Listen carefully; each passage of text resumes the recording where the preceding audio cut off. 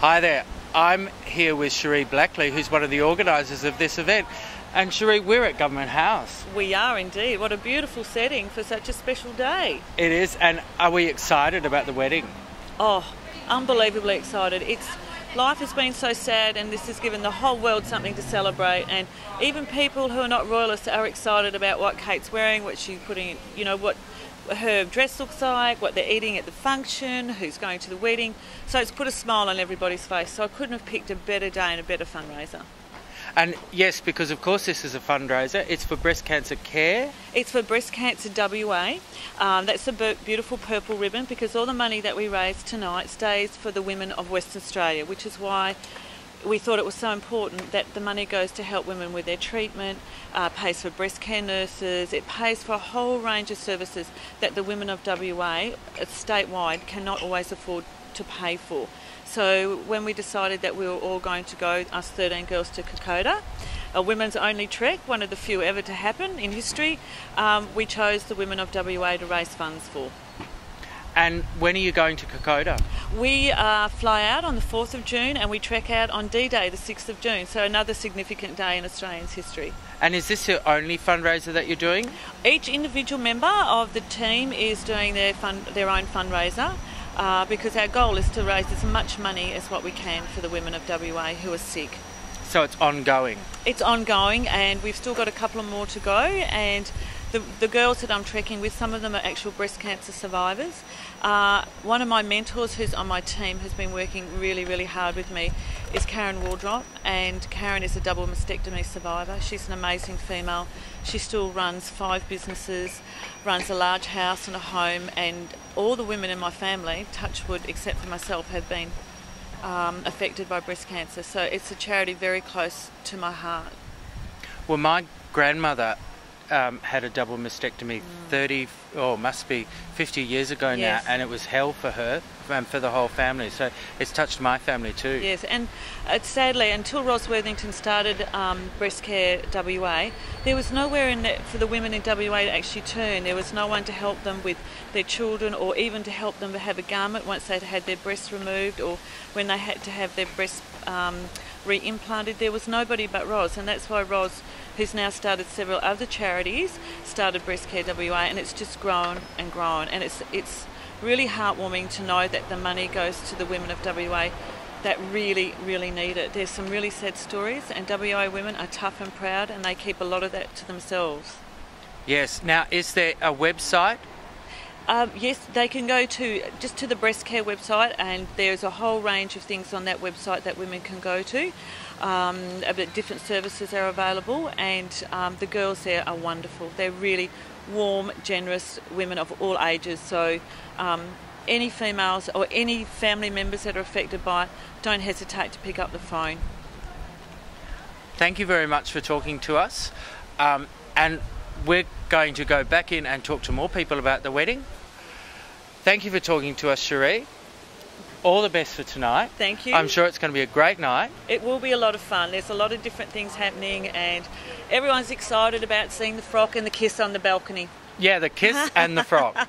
They're what we want to see. So thank you. Thank you for having us. I'm James, and I'd like to introduce you to our very special guest presenter, Dawn Leggatt. Hi Dawn, how are you? I'm great, and I'm waiting to see the wedding, and especially to see Kate's wedding dress. Looking forward to the whole evening. Yes. Tonight is also a fundraiser for breast cancer care. Breast cancer is a big issue in Australia. Lots of women have it. And I understand, Dawn, that you have an experience. Yes, I have. In 2004, I was diagnosed with breast cancer. And it's a long process, but I got through it. It is quite wearing, and it's hard to accept to start with, but I've got through it and I'm fine. And is there enough care and support in the community, or I think we need more.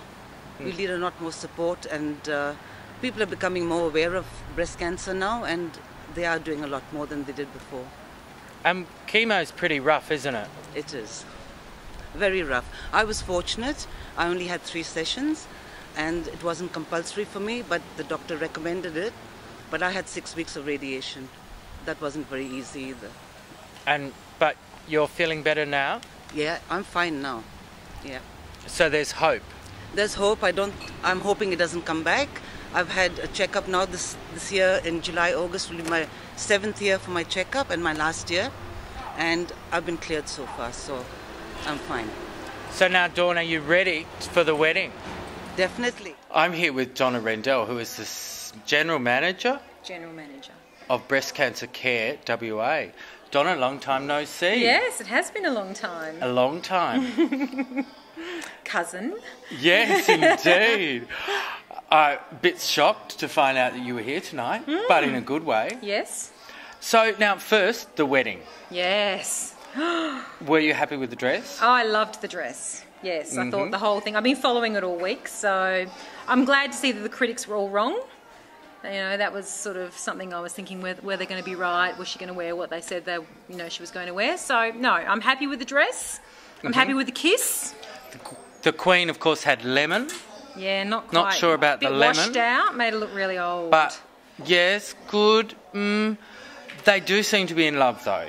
Oh, absolutely. So this we're happy about? Yes, correct. It's not a...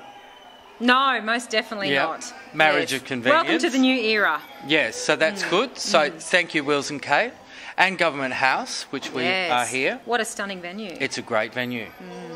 Not bad. Not bad at all. Not bad for a little party. Oh, yes, we like to throw little parties. It's a little party.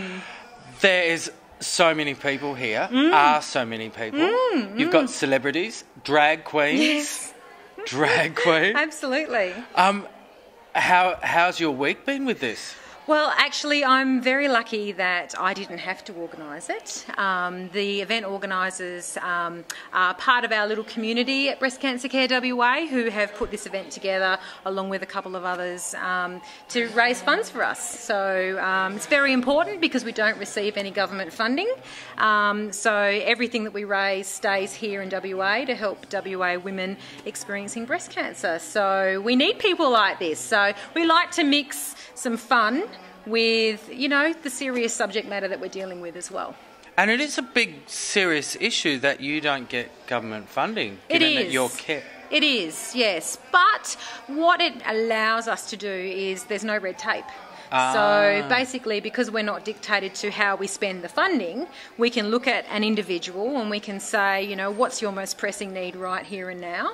And we find a solution. So it actually works really well for us, and we're just very lucky that we have fantastic community support. And so what actually happens? Tell us about what is the experience of a woman with breast cancer who comes to see you, the average woman? A lot of people think that breast cancer is, you have a bit of chemotherapy and you lose your hair and you might have some surgery and reconstruction and it kind of stops there. But breast cancer affects the entire family because the woman is pretty much the nucleus of the family. And it really becomes quite difficult to survive financially. There's a lot of body issues as well. If they're young women and they've got children, it's very complicated because they're dealing with am I going to see my children grow up? And if they're younger women who haven't had children yet, then they're thinking about fertility issues and whether or not they'll be able to have children afterwards. So it's not the same for any one person. Just like breast cancer is different for everyone in the treatment, it's also different in how it affects them. So it becomes quite complex, and I think because we see a lot of younger women, it's because they're searching for assistance because they have more complex needs because they do have small children. Yes, well, because a lot of older women already have supports, or is this... Yeah, I think because they do, because their children have grown up and they don't have to worry about that side to it. And yeah, they do tend to rely on their family a lot more. But because WA is quite a transient city, there's a lot of people living here who've got husbands that work away or they're not from here because of the boom. Yeah, so they don't have somebody to actually... drive them to hospital every day for radiation. Yeah. Is breast cancer epidemiology changing? Are younger women becoming No, that's not the case, but we are finding it at much earlier. So there's still 1 in 9 women diagnosed with breast cancer in Australia. That's 36 women every day, so that's quite substantial. That's a lot, isn't it? It is a lot of women. But the good news is that over 87% of women actually survive breast cancer within the 5 years of being diagnosed.